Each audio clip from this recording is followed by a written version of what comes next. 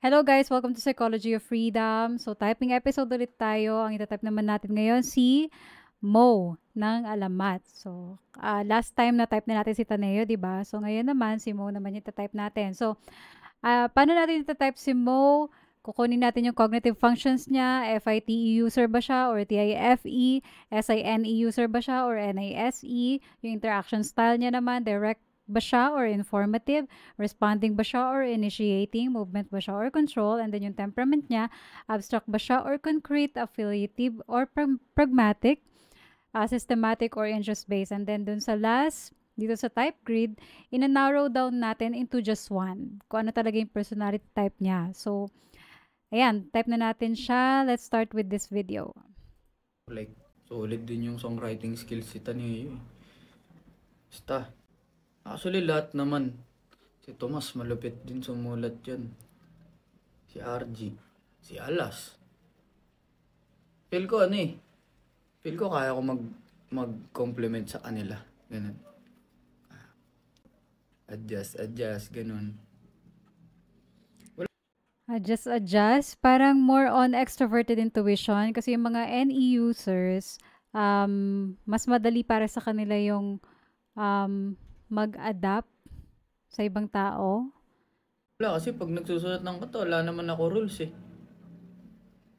That seems interest-based to me kasi pareho ni Taneo, di ba? Wala silang rules, wala silang step-by-step process na fina-follow when it comes to writing music. So, that's more, I think, interest-based. Ano lang, wag lang mag-overthink, ganun. Tsaka, ano, sulat ka lang, Gi. Sulat mo anong gusto mo, go! Sulat mo kung anong gusto mo. That's more extroverted intuition kasi yung mga NE users, they want or they are the ones who give other people freedom of choice. Yan. Noli process details. Noli. Sobrang out of nowhere yung Noli kung paano ko siya nasulat. Kasi sobrang hindi naman sobra. Mabilis ko lang siya nabuo. Nung naisip ko yung first liner niya, nung naisip Taking time to answer a question, that's more indicative of control kasi mga control type, pinaplano muna nila yung sasabihin nila. Hindi sila katulad ng mga movement type na nagra-rush to answer questions, medyo chaotic, pero sila more control, more chilled. And also, tinanong siya, 'di ba, ano yung proseso mo sa paggawa ng kantang 'to? I think more informative kasi parang he told the story. Yan. yun yung tipo ng kanta na hindi ko in-overthink. Parang nasa present moment lang ako. And sinasabi niya yung paano niya, yung experience niya in writing the song, Introverted Sensing. Basta kung ano nasa puso nyo, push nyo yun. Tsaka, merong, alam mo yung pangarap. Very control, taking time to answer questions. Alam mo pangarap, di kasi siya, libre lang mangarap. Pero ang angas ng pangarap kung gagawin mo yung mga kaya mo para abutin siya. And, yun. Parang outcome focus, di ba?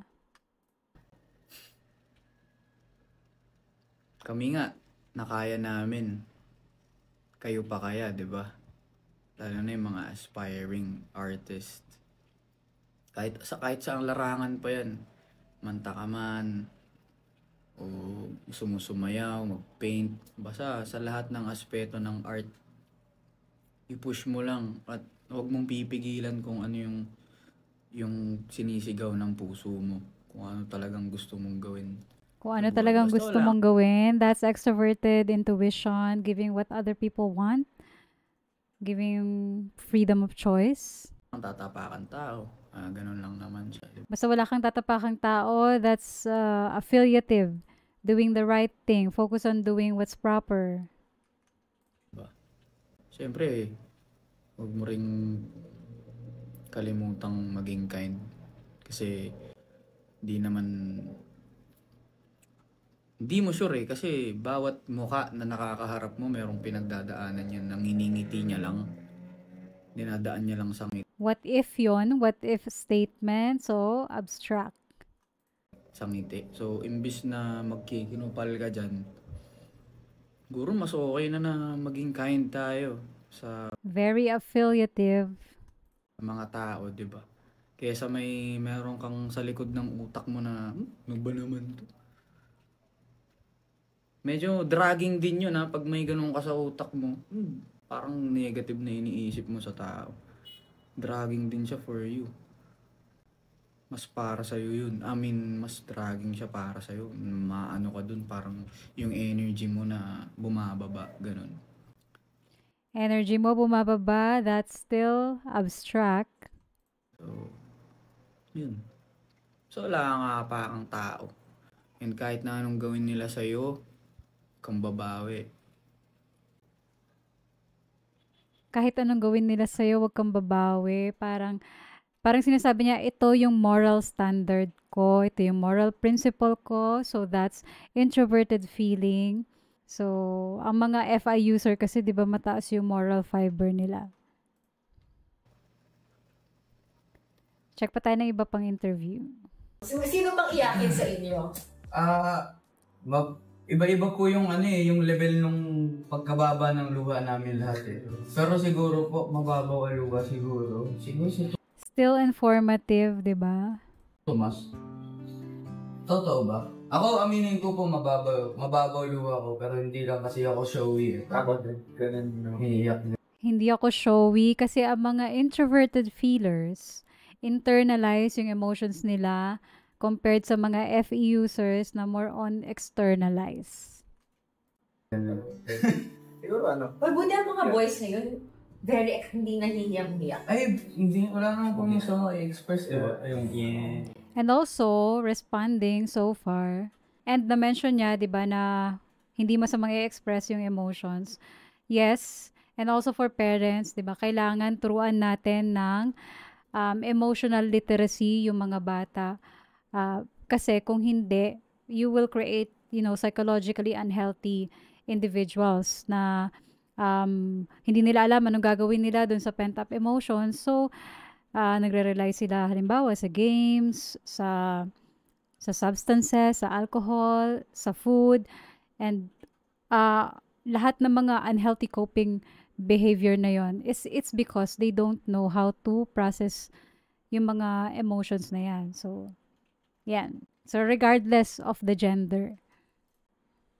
That's good. Yung po, yung anim na parang sinag, yun yung kami alamat. Tapos yung Abstract. gitna po yung heart. Yan, may luha siya, may cracks din. So, sa kabila ng mga pinagdaanan ng alamat, ang dami, 4 years na. Heartbreaks, individual na yung sariling pasanin, ganun po. So, kaya ko siya nilagay sa stage din kasi kapag nasa stage kami, ako personally feel ko sobrang connected ko sa kanila kapag nagpe-perform kami. At kasi yung heart ko po sa music, iba talaga eh. Parang yung passion ko sobrang fire talaga. Kaya, Sabi niya, connected ako sa kanila, abstract pa din. ayun po. Yun yung drawing ko dyan. May luha kasi normal naman. May luha. May konting aray, ouch. Laban na. Anong klaseng connection ang meron kayo when you're on stage? Pag nasa stage po, for me, iba po kasi yung saya na nararamdaman ko pag nasa stage, especially Iba yung saya na nararamdaman ko, introverted feeling. This is what I feel when I'm on stage. And kapag magkakasama kami and nakikita ko nakasmile, ganun. Tapos nakikita ko yung sarili kong experience, introverted sensing. binibigay yung best na nakapagod na. Parang May tanong ako. And Magkakaiba. still very responding. Kayo admittedly, no? Yes. Nagkakaasaran kayo. hindi naman. Wala. Pero pag nandun na kayo sa stage, paano nyo nakakalimutan yung differences ninyo? Siguro po yung yung spirit namin na lalo na isa-isa tas grupo, pinag-isa yung nag-live na apoy. Ganun, pati yung goals Very, very abstract. din po. Tsaka yung kagustuhan din namin na ito kami, ito yung alamat. Kaya po namin itong gawin. Sumayaw ko. And Yung kagustuhan namin, wants and desires of the collective and extroverted intuition. parehong-pareho kayo para sa pamilya. Check pa tayo na iba pang interview. Siyempre, una sa lahat, nagpapasalamat kami sa itaas dahil may ganito, maraming blessings, and lagi din namin nare-remind Being grateful, that's more attached sa introverted feeling, FI. sa sarili namin na mata sa langit, paa sa lupa, ganon. Parang mahirap kasi siya kung umakyat dito eh, pero ayun. Yan, hanggat maaari talaga kami, hindi namin binabago yung kung ano kami.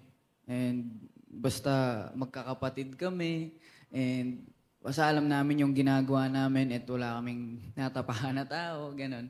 Yan, Affiliative again. thank you sa kay Lord, thank you sa amin kasi di naman namin tumagawa kung di namin ginalawan, 'di ba? And syempre sa management, kay Direk. Ayun. At sa mga Obviously, di ba? Idealist to. Idealist siya. Anong yung dynamics ninyo sa pag-create ng kanta? Meron bang isa lang nagsusulat or lahat kayo nagko-contribute?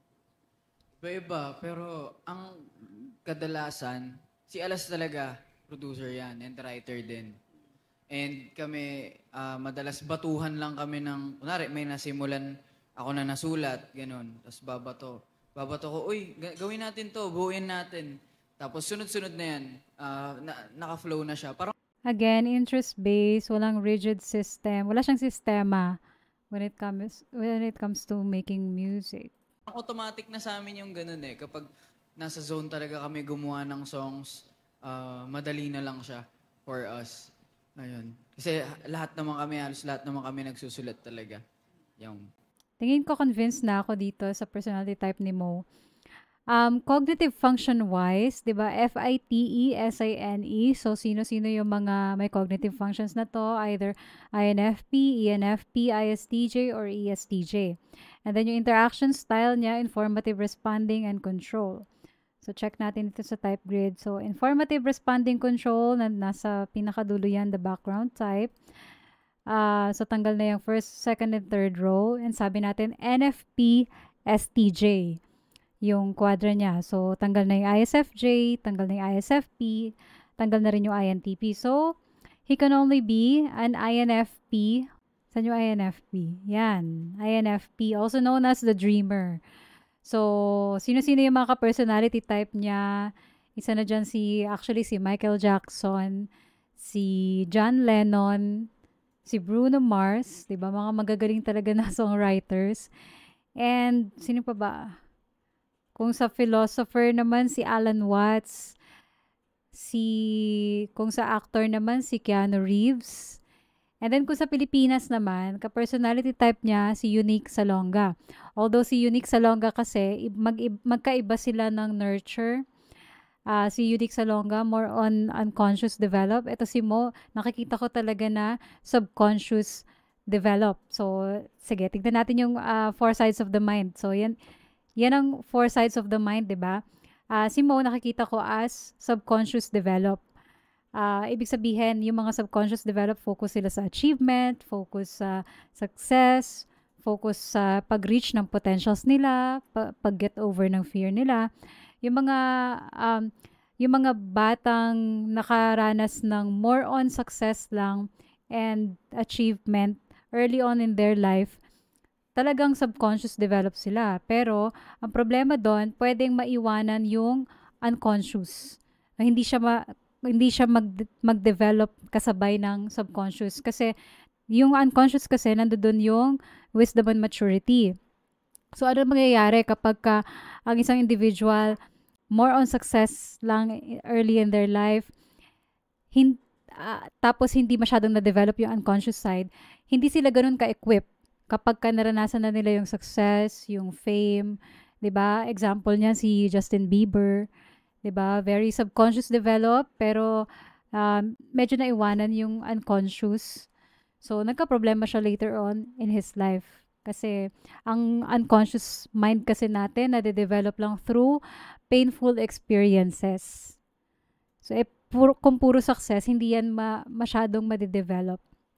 So, ayan. And ang maganda kay Mo, narinig ko sa interview niya kanina na ang wish niya is to have more wisdom. So, that's good kasi he is actively seeking wisdom. He is actively developing his unconscious mind. So, ayan. So, ayun lang. Si Mo is an INFP. Thank you so much for listening and watching. Sana may napulot kayo. See you sa next video.